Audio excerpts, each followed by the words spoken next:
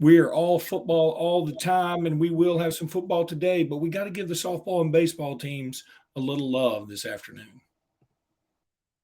Locked On Bama, your daily podcast on the Alabama Crimson Tide. Part of the Locked On Podcast Network, your team every day.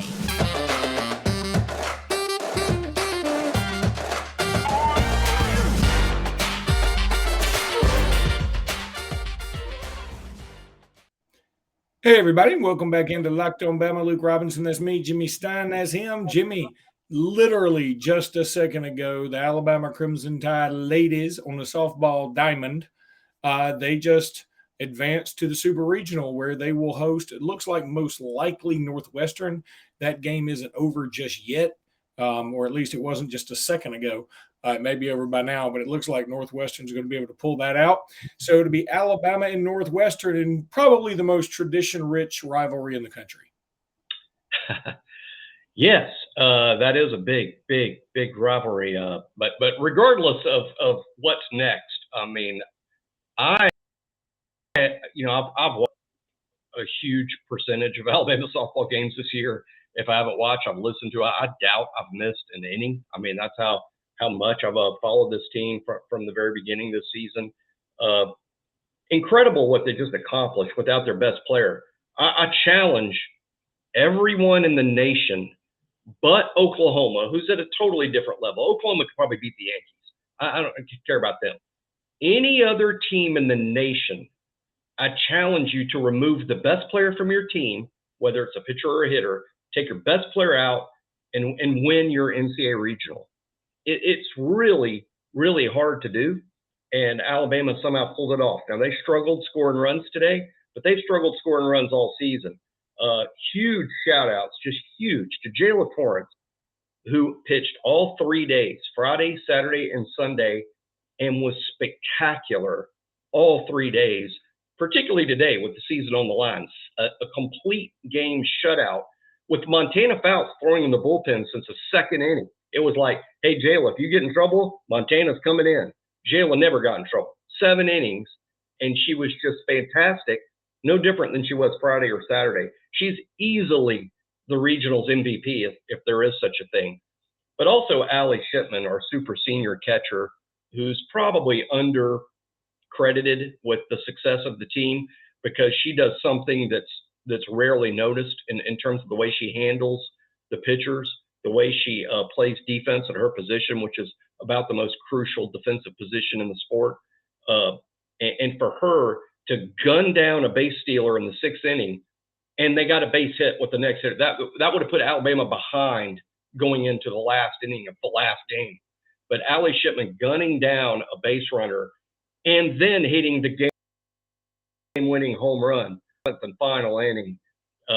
Man, what she so deserved this, for how the season went. So before I talk about Northwestern and that huge rival that they are, just to reflect on winning a regional, which is a big deal. If you don't think it's a big deal, ask UCLA, who came into this tournament as the number 2 seed at home and lost and won't be in the Super Regionals, losing to Liberty, a team that Alabama lost to during the regular season.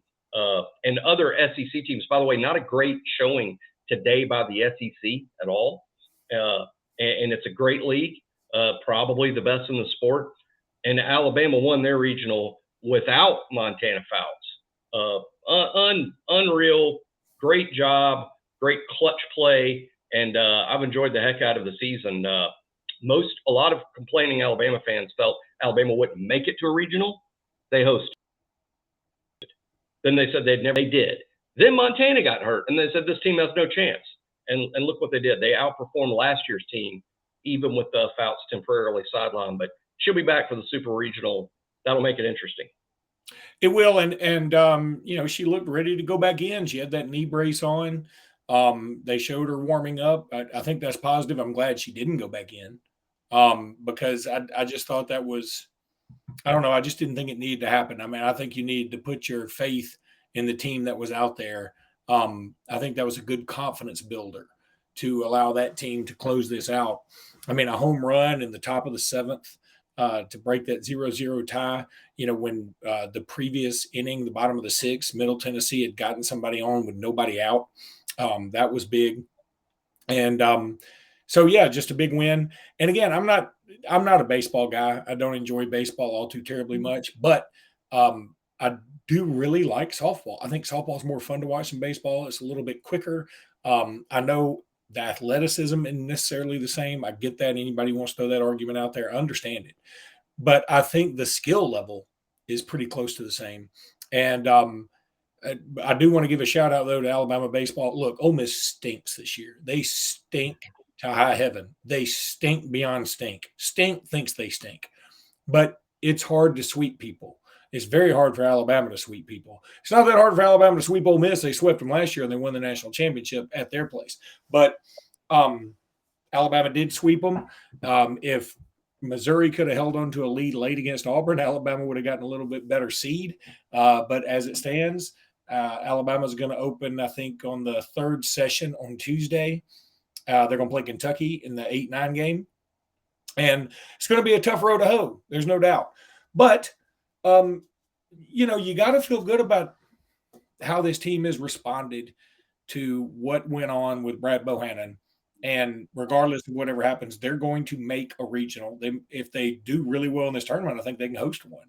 And if they host one, that would be unbelievable. All of a sudden, they go from really one of the more hated teams, I think, out there. But when all this story first broke about Brad Bohannon, in terms of, it's just icky when you hear gambling associated with your program, to now that we know it was Brad Bohannon betting against his own team, I think they're going to become one of those plucky underdogs. So I think they're going to sort of have people wrapping their arms around them. But anyway, very happy for them, very happy for the softball team. Two nice weekends for both of those programs.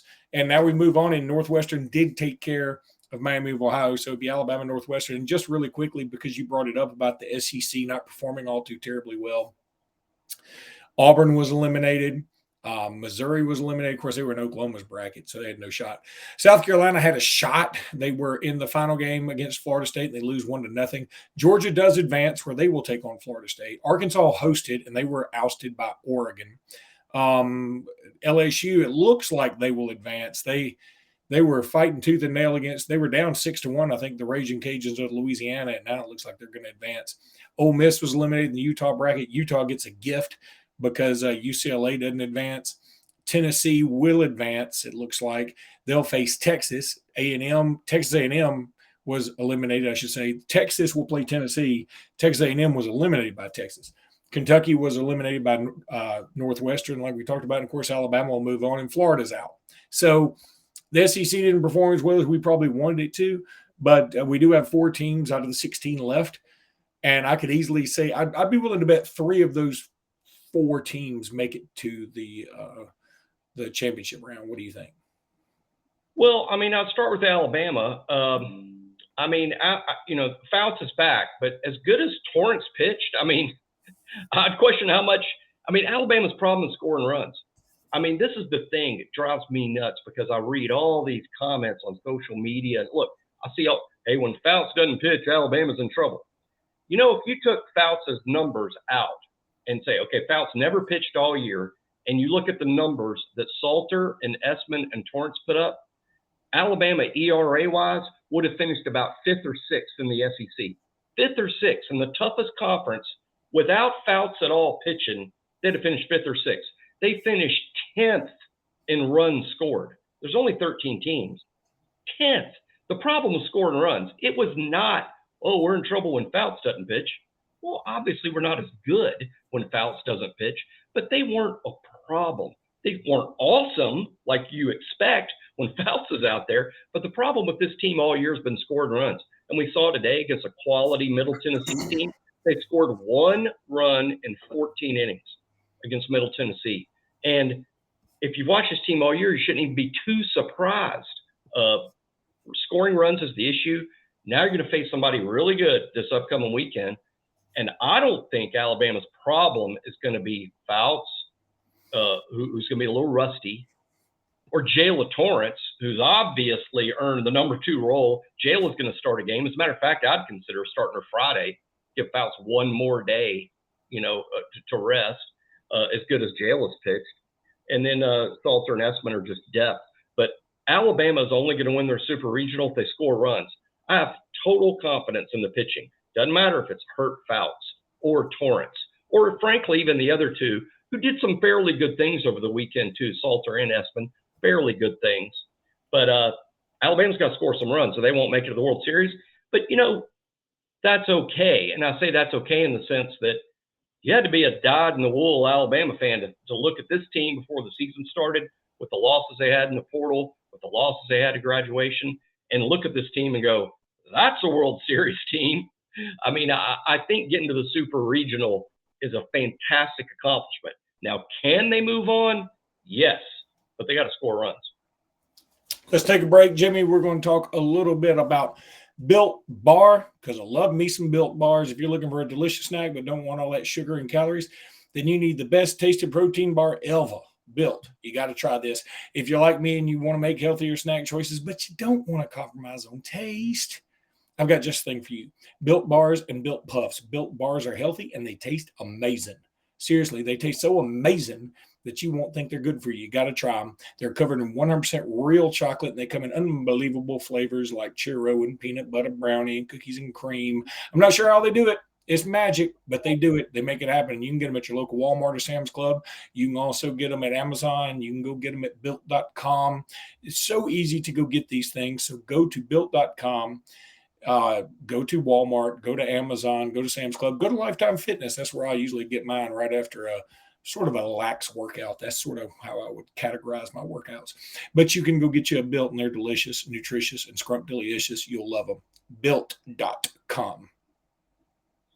The rest of the week, we're going to be talking about Jimmy's Countdown. We're going to talk about Jimmy's Countdown here in the next segment, after this segment. But in this segment, we're going to talk about Turbo Rogers, the running back at Pike Road. I've seen him as a ninth grader. He was the kind of guy we were like, uh-oh, this guy's going to be a dude. And I think he is going to be a dude. He's in the 2025 class, number 88 player in the country, number 8 running back. He is going to make his commitment on June 1st. It seems excruciatingly early for a running back. If you're a quarterback, I get it, because you got to be the Pied Piper. Quarterbacks, to me, you either need to commit very, very early or extremely late.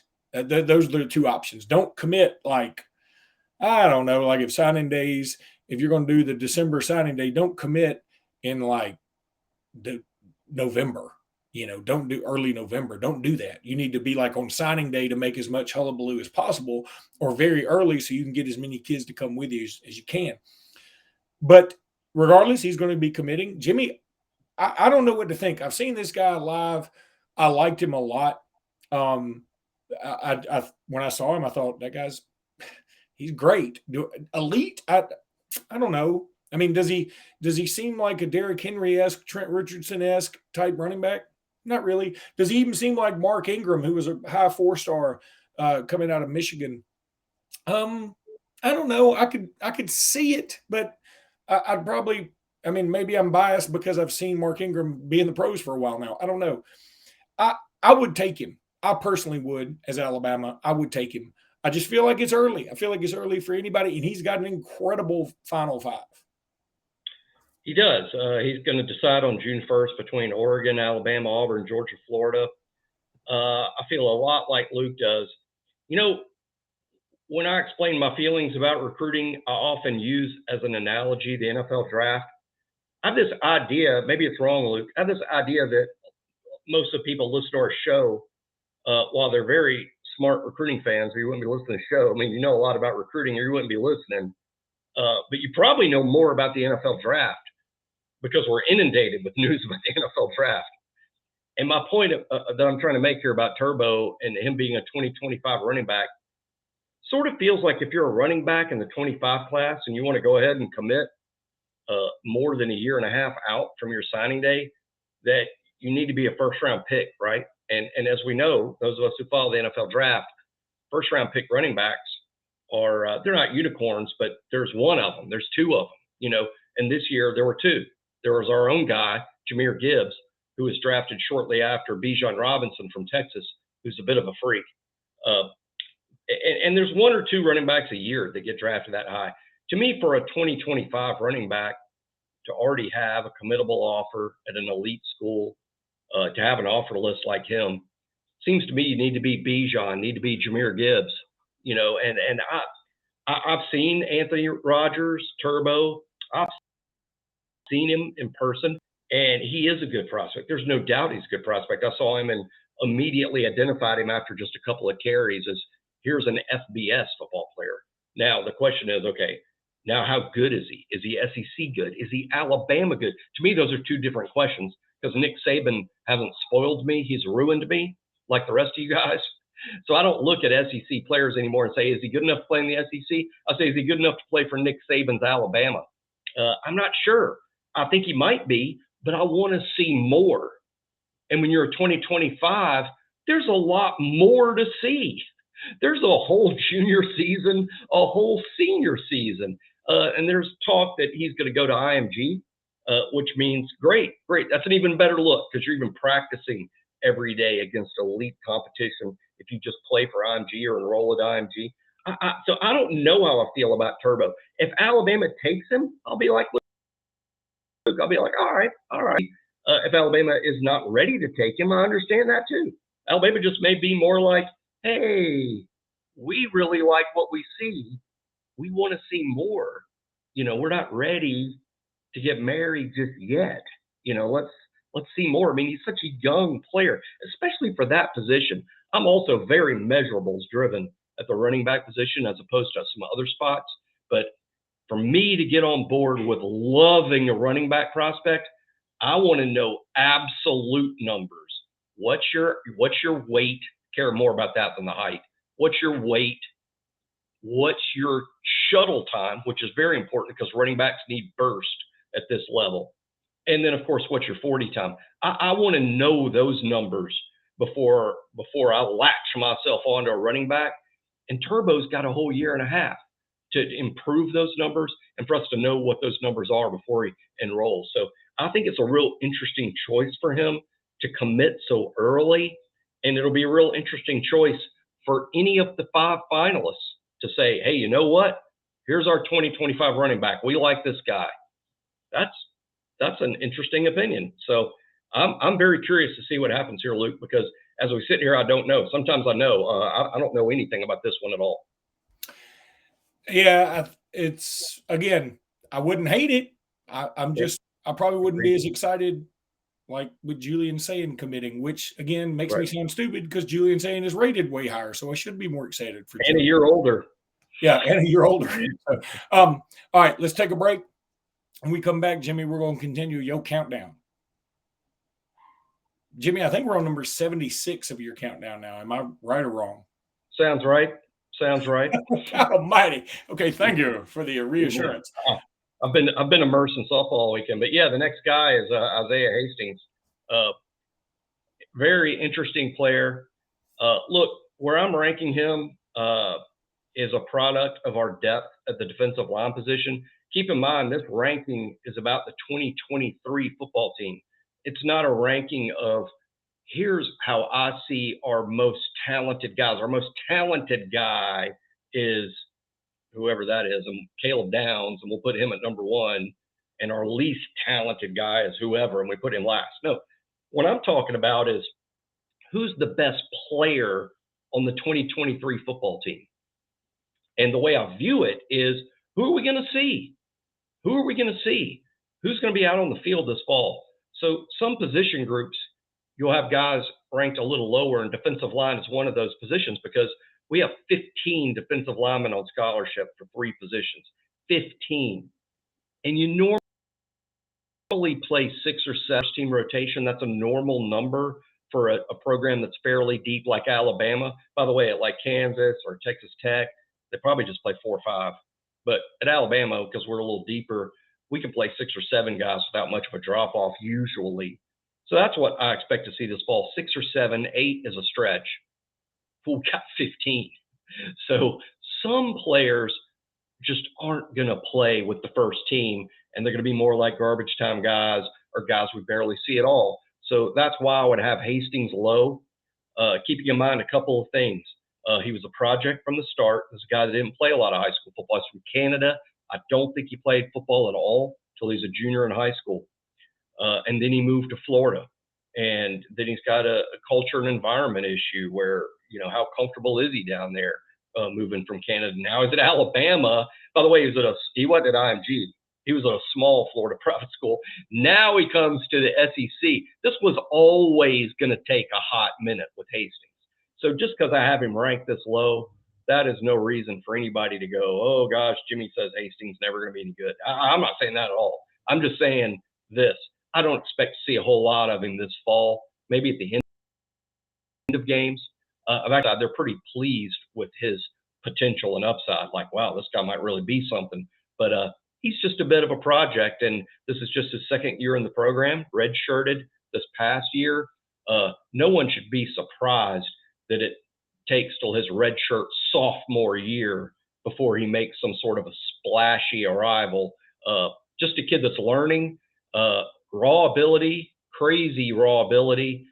Just got to learn to play and then adapt to play against the best players in the world. Like I always say, the SEC is the second best football in the whole world behind the NFL. And so that's a heck of a step up from Florida small private school to second best football league on the planet Earth. I wasn't muted. I was muted, but I was able to stop it. I didn't start talking. I was just hoping you're like, wow, I'm just amazed at the incredibly prescient words that come out of that guy every show. While you were talking, one thing that jumped out at me, right? Okay, so Isaiah Hastings, you have him rated really low, which I agree with. I totally agree with. But you're talking about, he's from Canada. He moved to Florida, didn't go, wasn't an IMG guy, played at a different school, not quite as big, whatever. Then he's got culture shock, going from Canada to Florida to Alabama. That ain't easy. And yet, I remember when we signed him, like everybody was thrilled to death. There's so much potential. There's so much untapped. There's a ceiling. It's so high and blah, blah, blah. And meanwhile, we just talked about Turbo Rogers. We've seen him. We liked what we saw, but we're not down on him, but we ain't like super high. It goes back to what we've been saying all along, that you almost like the prospect you haven't seen but have heard about over the one you've seen and not heard as much about. Yeah, no, that's right. I like how you made that analogy, because even though they couldn't be more different situations, I feel sort of similarly about both. I want to see more. I don't want to render judgment on Isaiah Hastings or Turbo Rogers today. I would like more time before we're delivering a verdict, right? It's kind of like we're in a trial, and the trial is going to last actually 5 or 6 days, and you're asking me after day one for a verdict. I need to see more out of both, even though Hastings has completed a full cycle, a full year at Alabama, and little Turbo just completed the 10th grade. But I feel the same way about both. I want to see more from each before I'm totally on board. But do I like where their stories can end? Absolutely. Absolutely, that's true. All right, that's going to do it for today's podcast. We'll be back tomorrow. And until then, roll tide, everybody. Roll tide, go Bama softball. Thank you, Allie, and especially thank you, Jalen Torrance. That was fantastic.